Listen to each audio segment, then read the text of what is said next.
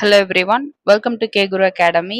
இந்த வீடியோல நம்ம பார்க்க போகிறது 6th ஜியாகிரபியில் இருக்கிற செகண்ட் லெசன் பார்க்க போகிறோம். நிலப்பரப்பும் பெருங்கடலும். இதுக்கு முன்னாடி பேரண்டம் சூரிய குடும்பம் அந்த லெசன் ஃபுல்லாகவே நம்ம பார்த்துருக்கோம். சப்போஸ் யாராவது அந்த வீடியோ பார்க்கல, அந்த லெசனை படிக்கணும்னு விருப்பப்பட்டீங்கன்னா நான் டிஸ்கிரிப்ஷனில் வேணால் லிங்க் ஆட் பண்ணுறேன், கோ த்ரூ பண்ணுங்க. ஓகேவா? ஸோ இப்போ இந்த வீடியோவில் நம்ம பார்க்க போகிறது நிலப்பரப்பும் பெருங்கடல்களும். இதில் நம்ம என்ன மாதிரி தகவல் ஃபர்ஸ்ட் பார்க்க போகிறோம் அப்படிங்கிறத நான் லைட்டாக உங்களுக்கு ஒரு ஓவர்வியூ சொல்லிடுறேன். நம்மளோட நிலப்பரப்புல என்ன மாதிரி நிலங்கள் இருக்கு, அதை எப்படி நம்ம பிரிச்சிருக்கோம், அதுல என்னென்ன இருக்குங்கிறத பார்ப்போம். பெருங்கடல் அப்படின்னும்போது உதாரணத்துக்கு பார்த்தீங்கன்னா பசிபிக் கடல், இந்திய பெருங்கடல் இப்படிலாம் சொல்றோம் இல்லையா? அந்த ஒவ்வொரு கடலும் வந்து எவ்வளவு பரப்பளவுல இருக்கு, என்ன வடிவத்துல இருக்கு, இல்ல அந்த கடலோட எல்லைகளா என்னென்ன இருக்கு, இது மாதிரி கொஞ்சம் எக்ஸ்ட்ரா இன்ஃபர்மேஷன்ஸை நம்ம வந்து தெரிஞ்சுக்க போறோம். அவ்வளவுதான். இந்த லெசன் ஃபுல்லாவே நிலத்தை பத்தியும் அந்த கடல்களை பத்தியும் தான் நம்ம படிக்க போறோம்.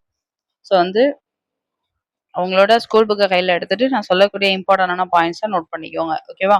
சரி, ஃபர்ஸ்ட் நம்மளோட பூமி பார்த்தீங்க அப்படின்னா 71% வந்து நீராலும் 29% வந்து நிலத்தாலும் சொல்லப்பட்டுள்ளது. ஸோ அதனாலதான் நம்ம மேல இருந்து பார்க்கும் பொழுது நம்மளோட பூமி வந்து ஒரு ப்ளூ கலரா தெரியுது.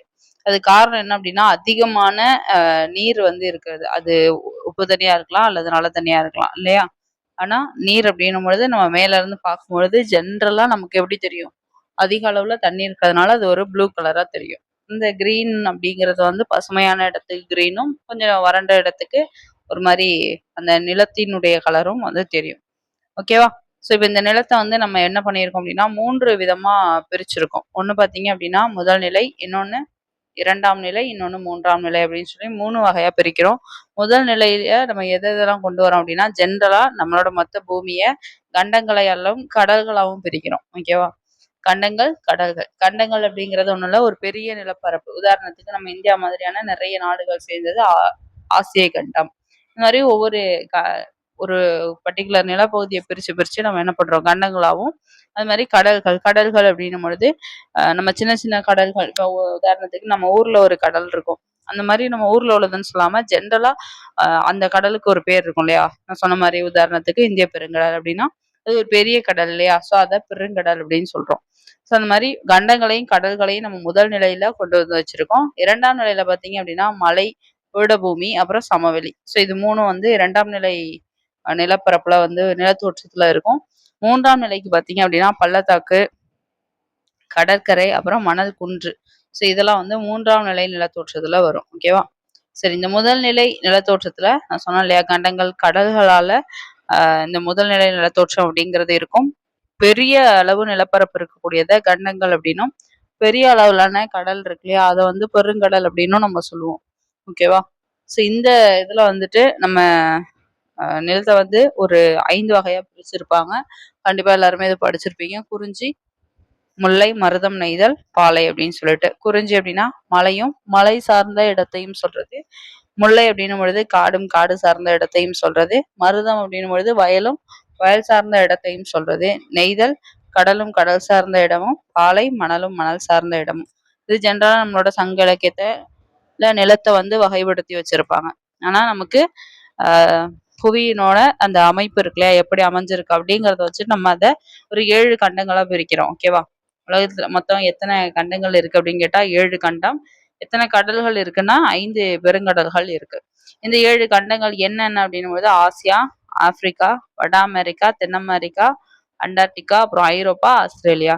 இதுல எது பெருசு அப்படின்னும் பொழுது நம்ம இந்தியா இருக்கக்கூடிய ஆசியா கண்டம், ஆசிய கண்டம். ஸோ இதுதான் வந்து ரொம்ப பெருசு. எது சின்னதுன்னு பார்த்தீங்கன்னா ஆஸ்திரேலியா இருக்கு இல்லையா, அதுதான் சின்னது. இதெல்லாம் வந்து முக்கியமான ஸ்ட்ராட்டஜிக்கு அண்ட் ஸ்ட்ரெயிட்டாக கேட்கக்கூடிய இம்பார்ட்டன்டான பாயிண்ட்ஸ். ஓகேவா? டைரக்ட் கொஸ்டின் இதுல இதெல்லாம் வரும். அடுத்தது பார்த்தீங்கன்னா 5 கடல்கள் பெருங்கடல்கள் இருக்குன்னு சொன்னோம் இல்லையா, அது என்னென்னா பசிபிக் பெருங்கடல், அட்லாண்டிக் பெருங்கடல், இந்திய பெருங்கடல், தென் பெருங்கடல், அப்புறம் ஆர்டிக் பெருங்கடல். ஓகேவா? ஸோ இதுல வந்து எது பெருசு அப்படின்னும் போது பசிபிக் ஓஷன் சொல்லும் இல்லையா, பசிபிக் பெருங்கடல் அதுதான் பெருசு. ஆர்டிக் பெருங்கடல் இருக்கு இல்லையா, அதுதான் வந்து சின்னது. ஆர்டிக் தான் என்னது? சின்னது. ஆர்டிக் வட்டம் அப்படின்னு சொல்லி ஞாபகம் வச்சுக்கோங்க. வட்டம் சின்னதா இருக்கும். ஸோ அப்ப ஆர்டிக் பெருங்கடல் சிறியது. அடுத்தது நிலசந்தி அப்படின்னு ஒரு விஷயம் இருக்கு. அது என்னன்னா 2 பெரிய நிலப்பரப்புகளை இணைக்கக்கூடியது அல்லது 2 பெரிய நீர்ப்பரப்புகளை பிரிக்கக்கூடியதுமான ஒரு குறுகிய நிலப்பகுதியை தான் என்னன்னு சொல்றோம்? நிலசந்தி அப்படின்னு சொல்றோம். ஓகேவா? இது ரொம்ப முக்கியமானது. அடுத்தது 2ஆம் நிலை நிலத்தோற்றம் அப்படின்னும் பொழுது மலை, பீடபூமி, சமவெளி இது 3த்தையும் நம்ம 2ஆம் நிலை நிலத்தோற்றம் அப்படின்னு சொல்லுவோம். அதுல ஃபர்ஸ்ட் நம்ம பார்க்க போறது மலைகள். ஸோ இந்த மலைகள்ல மலைகள்னா என்ன? மலைத்தொடர் அப்படின்னா என்ன? அப்படிங்கிற அந்த டிஃபரன்ஸ் ஃபர்ஸ்ட் தெரியணும். சுற்றுப்புற நிலப்பகுதிய விட 600 மீட்டருக்கு மேல உயர்ந்து இருக்கக்கூடிய நிலத்தோற்றம். ஸோ அப்ப அதனோட ஹைட் பார்த்தோம் அப்படின்னா, நமக்கு 600 மீட்டருக்கு மேல ஹைட்டா உயரமா இருக்கும் அப்படிங்கிறது. பிளஸ் வந்து லைட்டா ஒரு சரிவும் இருக்கும்.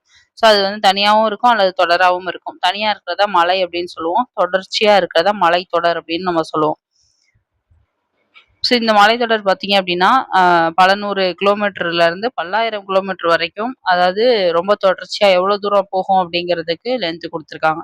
அதுல உள்ளதுலயே உயரமான, இல்ல வந்து நீளமான அப்படிங்கிற மாரி கான்செப்ட்லலாம் நம்ம பார்ப்போம். ஆசியாலேயே அ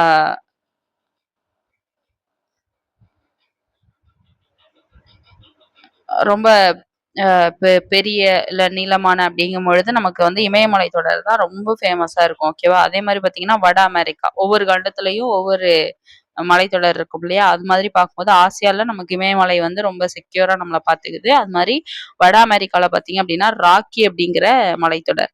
அப்புறம் தென் அமெரிக்கால ஆண்டஸ் மலைத்தொடர். ஸோ இதெல்லாம் ரொம்ப முக்கியமான மலைத்தொடர்கள். இது ரிலேட்டடா ப்ரீவியஸ் இயர்ல கொஸ்டின் கேட்டிருக்காங்க. ஓகேவா? உலகத்திலேயே நீளமான மலைத்தொடர் தென் அமெரிக்கால உள்ள ஆண்டஸ் மலைத்தொடர். இதுவும் ரொம்ப முக்கியமானது. எது நீளமானது அப்படின்னா ஆண்டஸ். ஓகேவா? இது சுமார் 7000 கிலோமீட்டர் வரைக்கும் அந்த வடக்கு தெற்கா பரவி இருக்கும். உலகிலேயே உயரமானது இது வந்து உயரமானதுன்னு கேட்டா எவரெஸ்ட் இமயமலை இருக்கு இல்லையா? அது. ஆனா நீளமானது அப்படின்னும் பொழுது யார் வரா? நமக்கு அமெரிக்கால உள்ள ஆண்டஸ் வராங்க. ஓகேவா? அந்த மலைத்தொடர் வருது. இப்ப உயரமானது அப்படின்னும்போது எவரெஸ்ட். இதோட ஹைட் 88, 48 மீட்டர். சரி. இப்ப ரொம்ப முக்கியமான ஒரு டே பார்க்க போறோம். என்ன அப்படின்னா டிசம்பர் 11. டிசம்பர் 11 இத நம்ம சர்வதேச மலைகள் தினமா கொண்டாடுறோம். ஓகேவா? அடுத்தது பாருங்க மலைகள் வந்து ஜெனரலா ஒரு மலை இருக்கு அப்படின்னா, அது அங்க வந்து ஆறு வந்து மலைகள் இருக்கிற இடத்துல தான் உற்பத்தி ஆகும். ஸோ இந்த இந்த ஆறு வந்து எங்க ஆகும்? மலையிலிருந்து உருவாகி தான் அந்த ஆறுங்கிறது அ மற்ற இடங்களுக்கு போகும். தண்ணி வந்து மோஸ்ட்லி இந்த மலை இருக்கக்கூடிய இடங்கள்ல தண்ணி நல்லா இருக்கும் அப்படின்னு சொல்லுவாங்க. ஓகேவா? ஸோ அந்த மலைகள், ஆறுகள் உற்பத்தி ஆகக்கூடிய அந்த இடத்துல நமக்கு தாவர விலங்குகள் வந்து நல்லா வளரும். ஸோ அதனால அதுக்கு தண்ணி இருக்கும். தண்ணி இருக்கிறதுனால நமக்கு செடி கொடிகள் வளரும். ஸோ அப்ப அந்த தாவர விலங்குகளுக்கு நல்ல ஒரு இருப்பிடமா அந்த இடம் வந்து இருக்கும். அது மட்டும் இல்லாம ஒரு பீஸ்ஃபுல் என்வைரன்மென்ட் இருக்கிறதுனால அது ஒரு சுற்றுலா தலமாவும் இருக்கும். பிளஸ் சில நேரங்கள்ல மலைகள்ல கோவில்கள் இருக்கும் இல்லையா? ஸோ அப்ப அது ஒரு வழித்தடமாவும் சில இடங்கள்ல பயன்படுத்துவாங்க. அடுத்தது பார்த்தீங்கன்னா, கோடை வாழிடமாவும் பயன்படுத்துவாங்க. ஓகேவா? உதாரணத்துக்கு நமக்கு ஊட்டி, கொடைக்கானல், கொல்லிமலை, ஏற்காடு, அப்புறம் ஏலகிரி இது மாதிரியான விஷயங்கள்லாம் நமக்கு டூரிஸ்ட் பிளேஸ் கோடை வாழிடமா இருக்கு. நெக்ஸ்ட் பாருங்க பீடபூமி. மலைக்கு அடுத்தது பீடபூமி நம்ம பார்க்குறோம். பீடபூமின்னும் பொழுது நமக்கு உலகத்திலேயே உயரமான பீடபூமி எது அப்படின்னும் பொழுது திபெத் பீடபூமி தான். ஓகேவா? அடுத்தது பாருங்க இது வந்து உயரமா ஹைட்டா அப்படி இருக்காது. ஒரு அளவுக்கு சமமான மேற்பரப்பு அப்படிங்கிறது இதுல இருக்கும். ஆ அடுத்தது உலகத்தின் கூரை அப்படின்னு நம்ம எத சொல்றோம் அப்படின்னா, திபெத் பீடபூமிய உலகத்தின் கூரை அப்படின்னு சொல்றோம். ஓகேவா? பீடபூமிய சமமான அந்த பரப்பு இருக்கு இல்லையா? அதனால இத மேஜை நிலம் அப்படின்னு சொல்றோம். ஸோ அப்ப எத என்ன சொல்றோம் அப்படிங்கிறது டைரக்ட் கொஸ்டினாவே கேட்பாங்க. ஓகேவா? மேஜை நிலம் அப்படின்னா என்னது? திபெத் பீடபூமி, உலகின் கூரை அப்படின்னு சொல்றோம். அடுத்து பாருங்க, பொதுவா இந்த பீடபூமிகள்ல கனிமங்கள் வந்து அதிகமா இருக்கும். ஸோ அதனால ஆ சோட்டா நாக்புரி பீடபூமி இருக்கு இல்லையா? அது இந்தியால இருக்கக்கூடியது. இதுல வந்து கனிமம் அதிகமா இருக்கக்கூடிய ஒரு பகுதியா சொல்றாங்க. ஸோ அதனால இங்க வந்து சுரங்க தொழில் வந்து முக்கியமான ஒரு தொழிலா இருக்கும். ஏன்னா கனிமங்கள் அப்படின்னும் பொழுது, அத எடுத்தா நம்ம இண்டஸ்ட்ரீஸ் டெவலப் பண்ணலாம். ஸோ அதனால அங்க வந்து அது ஒரு முக்கியமான சுரங்க தொழிலா அத வந்து இது பண்ணிட்டு இருக்காங்க. ஓகேவா? தக்காண பீடபூமி அப்படிங்கிறது எரிமலை பாறைகளால ஆனது. இது வந்து நம்மளோட தென்னிந்தியால இருக்கு. ஓகேவா? இது திபெத் பீடபூமி. இது தென்னிந்தியால இருக்கிற தக்காண பீடபூமி. நமக்கு தமிழ்நாட்ட பொறுத்தவரைக்கும் தர்மபுரியும், கோயம்புத்தூரும் வந்து பீடபூமிகளா இருக்கு. ஓகேவா? அடுத்து பார்த்தீங்கன்னா மதுரை. இந்த 3 பீடபூமிகள் நம்மளோட தமிழ்நாட்டுல இருக்கு. ஸோ இது 3 ரொம்ப ரொம்ப முக்கியம். நோட் பண்ணிக்கோங்க. அடுத்தது சமவெளிகள். 2ஆம் நிலை நிலத்தோற்றத்துல சமவெளி பார்க்குறோம். ஓகேவா? சமவெளி அப்படிங்கும்பொழுது ஒரு தாழ் நிலத்தோற்றம் அப்படின்னு சொல்லலாம். சமமா இருக்கும் அல்லது தாழ்வா இருக்கும். கடல் மட்டத்துல இருந்து ஒரு 200 மீட்டருக்கு குறைவான உயரம் இந்த நிலத்தோற்றத்துல இருக்கும். ஓகேவா? இது வந்து ரொம்ப கன்டினியூஸாலாம் இருக்காது. சீரற்று அங்க அங்க தான் இருக்கும். துணை ஆறுகள், கிளை ஆறுகள் இதெல்லாம் இருக்கு இல்லையா? அதெல்லாம் உருவாகுறதுக்கு இது காரணமா இருக்கு. ஓகேவா? தமிழ்நாட்டுல இருக்கக்கூடிய முக்கியமான சமவெளிகள் எது அப்படின்னும்போது நமக்கு காவிரியும், வைகை இந்த ஆறுகளால உருவாக்கப்பட்ட சமவெளிகள் தான். இந்த சமவெளிகள்ன்னும் பொழுது ஆற்றோட அந்த பாதை இருக்கு இல்லையா? அந்த இடத்துல தான் பொதுவா வந்து உருவாகும். அடுத்தது பார்த்தீங்க அப்படின்னா, ஆற்று சமவெளிகள்ல பண்டைய நாகரீகங்கள் அதனுடைய தொட்டுலா எது இருக்குன்னு கேட்டா, இந்த ஆற்று சமவெளிகள் தான் இருக்கு.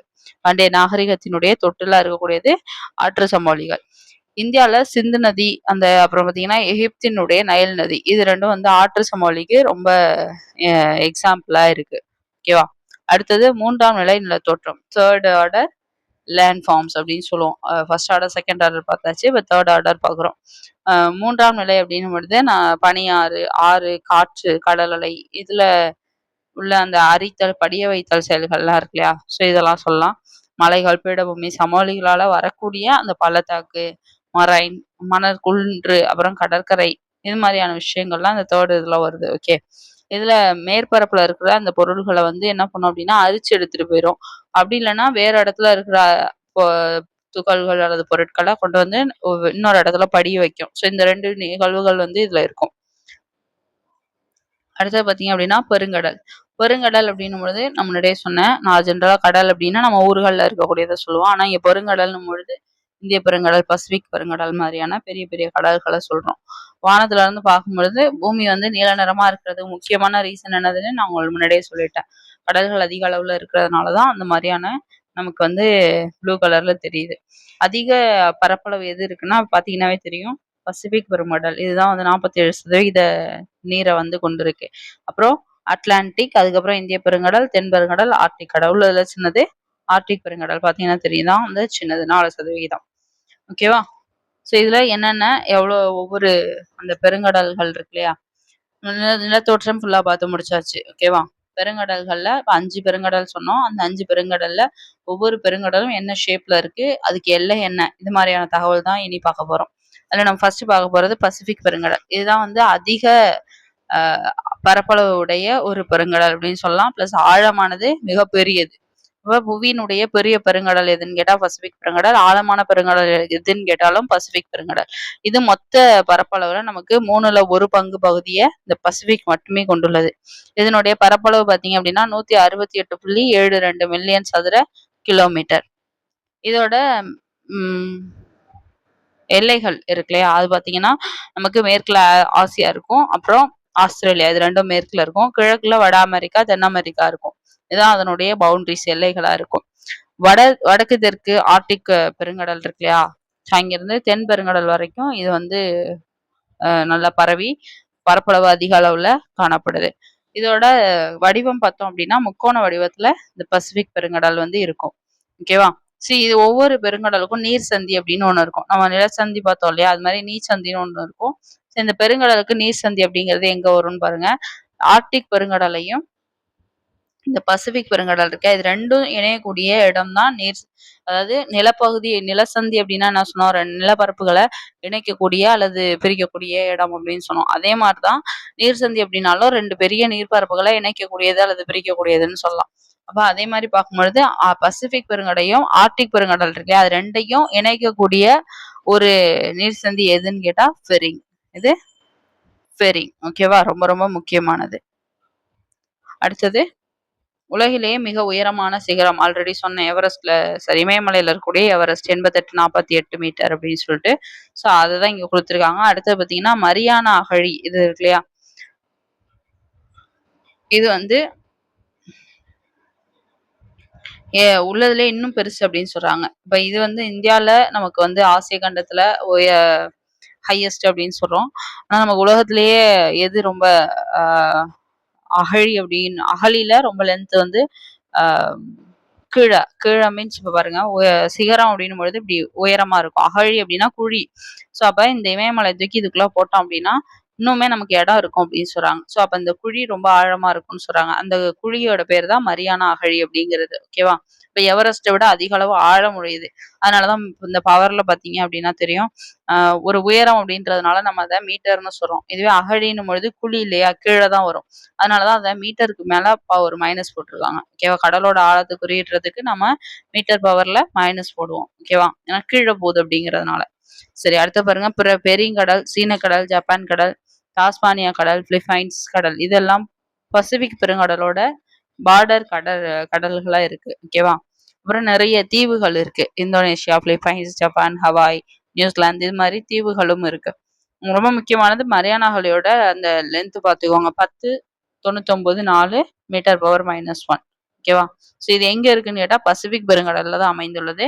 அதோட பரப்பளவு தான் அதிகமும் கூட. எது? பசிபிக் பெருங்கடலோட பரப்பளவு அதிகம். அடுத்தது பாருங்க, பசிபிக் பெருங்கடலை சுத்தி எரிமலைகள் வந்து தொடர்ச்சியா இருக்கிறதுனால அதை பசிபிக் நெருப்பு வளையம் அப்படின்னு சொல்றோம். ஓகேவா? முக்கியமானது. அடுத்தது ஸ்பெயின் நாட்டுல மாலுமி ஃபெர்டினாண்ட் மெகல்லன் பசிபிக் அப்படின்னு சொல்லி பெயரிடுறார். யாரு பெயரிடுறாருன்னு கேட்பாங்க. யாரு? மெகல்லன். பசிபிக் அப்படின்னா அமைதி அப்படின்னு பொருள். ஓகேவா? அவ்வளவுதான். பசிபிக் பெருங்கடலை பத்தி பார்த்தாச்சு. என்ன வடிவம், அது கவுண்ட் என்ன, பரப்பளவு என்ன, எல்லைகள் என்ன, அப்புறம் கடல் எல்லைகள் என்ன, இது மாதிரி எல்லாத்தையுமே பார்த்துக்கணும். அடுத்து நம்ம பார்க்க போற கடல் பார்த்தோம்னா அட்லாண்டிக் கடல். இது 2வது பெரிய கடல்னு சொல்லலாம். இதனுடைய பரப்பளவு 85.13 மில்லியன் சதுர கிலோமீட்டர். இது வந்து மொத்த புவியினுடைய பரப்புல 6ல ஒரு பங்கு. அங்க 3ல ஒரு பங்கு பார்த்தோம். இது 6ல ஒரு பங்கு. இதனுடைய எல்லைகள் பார்த்தீங்கன்னா கிழக்குல ஐரோப்பா, அப்புறம் ஆப்பிரிக்கா, மேற்குல வட அமெரிக்கா, தென் அமெரிக்கா. ஸோ இதெல்லாம் இதனுடைய எல்லைகளா இருக்கும். ஓகேவா? ஸோ இது வந்து ஆர்டிக் பெருங்கடல்ல இருந்து தென் பெருங்கடல் வரைக்கும் பரவி இருக்கும். இதனுடைய எழுத்து வடிவம் வந்து எஸ். அது முக்கோண பசிபிக் வந்து முக்கோண வடிவம் பார்த்தோம். இது வந்து எஸ் வடிவம்.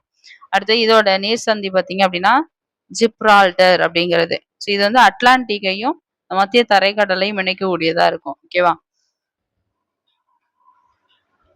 அங்க வந்து நம்ம என்ன பார்த்தோம்? மரியானா அகழி பார்த்தோம் இல்லையா பசிபிக்ல. அது மாதிரி இங்க வந்து உள்ள அகழி பார்த்தீங்கன்னா போர்ட்டோ ரிக்கோ. போர்ட்டோ ரிக்கோ அப்படிங்கிற அகழி. இதுல இருக்கக்கூடிய மில்வாக்கி அப்படிங்கிறது தான் ஒரு ஆழமான பகுதியா இந்த அட்லாண்டிக் பெருங்கடல்ல இருக்கு. ஓகேவா? இது எவ்வளவு ஆழம்னா 8600 மீட்டர் மைனஸ் ஆழம் உடையது. அடுத்தது பாத்தீங்கன்னா இதுல என்னென்ன கடல்கள் இருக்கு அப்படிங்கிறத கொடுத்துருக்காங்க.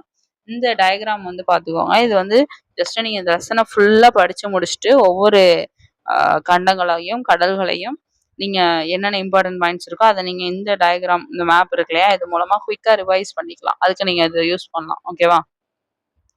உதாரணத்துக்கு பாத்தீங்கன்னா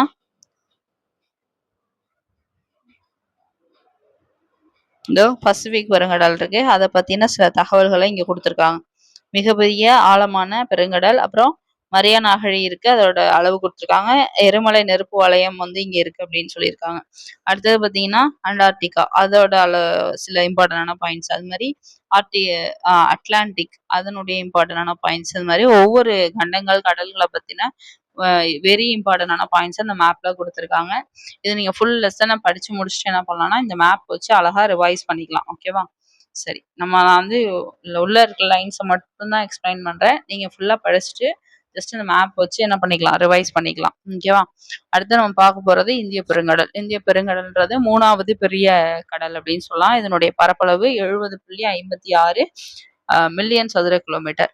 இந்தியாவுக்கு பக்கத்துல இது இருக்கிறதுனால இதை நம்ம இந்திய பெருங்கடல் அப்படின்னு சொல்றோம். ஓகேவா? இதோட வடிவம் பார்த்தீங்கன்னா முக்கோண வடிவம். பசிபிக் பெருங்கடல் முக்கோண வடிவம் தான். இதனுடைய எல்லை அப்படின்னும் பொழுது நமக்கு மேற்குல ஆப்பிரிக்கா, வடக்குல ஆசியா, கிழக்குல ஆஸ்திரேலியா. ஸோ இதெல்லாம் வந்து எல்லைகளா இருக்கக்கூடிய நிலப்பரப்பு.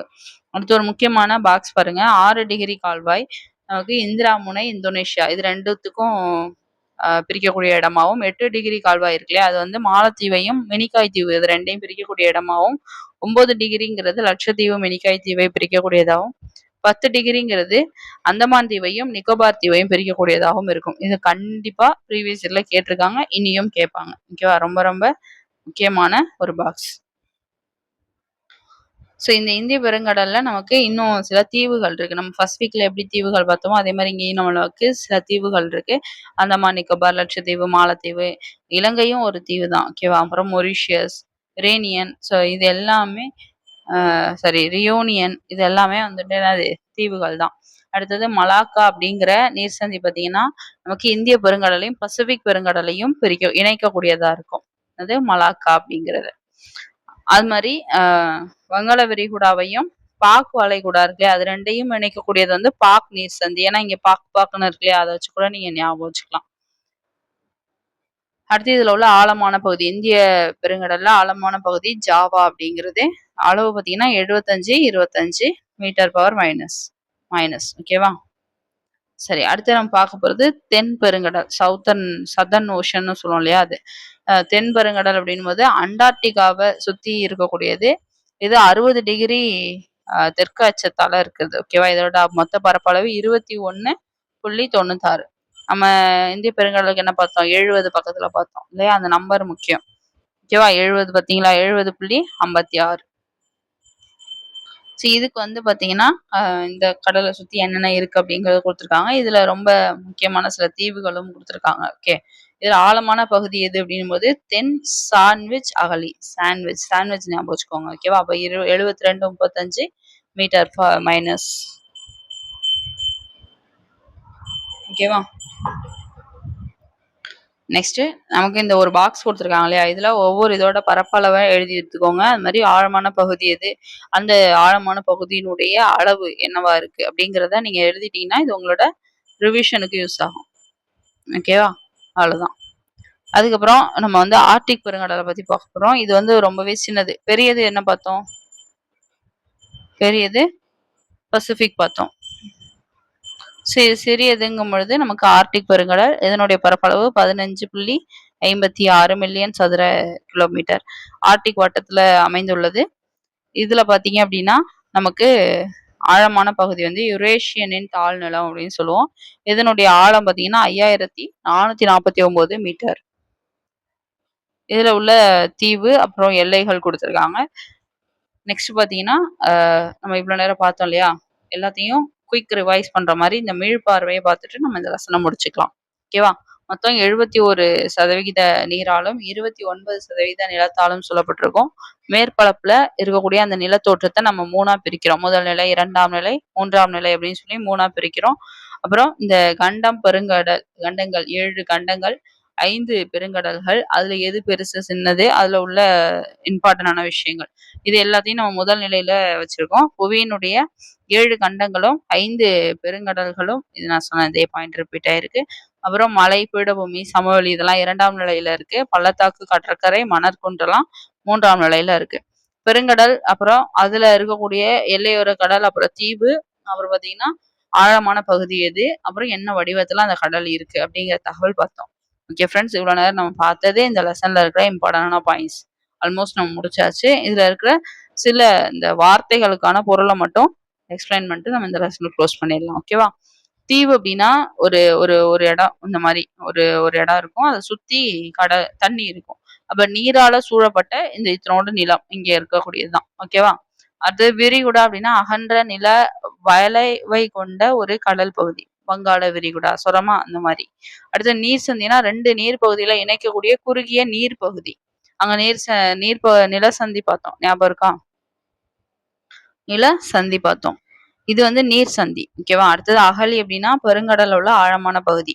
தீபகற்பம்னா 3 பக்க நீர் இருக்கும், ஒரு பக்கம் வந்து நிலம் இருக்கும். நம்ம இந்தியா வந்து ஒரு தீபகற்பம் அப்படின்னு சொல்லலாம். சின்ன மாதிரி இம்பார்ட்டன்டான விஷயம் கீவேர்ட்ஸ் மாதிரி கொடுத்துருக்காங்க, அதுக்கு எக்ஸ்பிளனேஷன்லாம். ஓகே ஃப்ரெண்ட்ஸ், இந்த லெசன்ல உள்ள இம்பார்ட்டன்டான பாயிண்ட்ஸ்லாம் ரொம்பவே டெப்த்தாக பார்த்துருக்கோம். ஜியாகிரஃபியில் நம்ம ஆல்மோஸ்ட் கம்ப்ளீட் பண்ண போகிறோம். 10th ஜியாகிரஃபி முடிச்சாச்சு. இப்போ 6th, இன்னும் அடுத்து 7th, 8th, 9th தான் ரொம்பவே ஃபாஸ்ட்டாக முடிச்சிடலாம். ஸோ இதை நீங்கள் அடிக்கடி ரிவைஸ் பண்ணிக்கோங்க. இப்போ இந்த லெசன்லேருந்து சில பாயிண்ட்ஸ் நான் கேட்குறேன், ஞாபகம் தான் செக் பண்ணுங்க. ஓகேவா. பசிபிக் பெருங்கடலோட வடிவம் என்ன? இந்திய பெருங்கடல் எத்தனாவது பெரிய பெருங்கடலா இருக்கு? அடுத்தது உள்ளதுல சிறிய பெருங்கடல் எது? ஓகேவா. 3 கொஸ்டின் தான் கேட்டிருக்கேன். ஜஸ்ட் 3க்கும் ஆன்சர் தெரியுதான்னு பாருங்க. தெரிஞ்சதுன்னா ரொம்ப நல்லது, தெரியலன்னா திரும்ப ஒரு தடவை வீடியோவை கோத்ரூ பண்ணுங்க. ஓகே ஃப்ரெண்ட்ஸ், இந்த வீடியோ யூஸ்ஃபுல்லாக இருந்திருக்கும் நம்புறேன். அடுத்து வேற ஒரு தகவலில் பார்க்கலாம். தேங்க்யூ.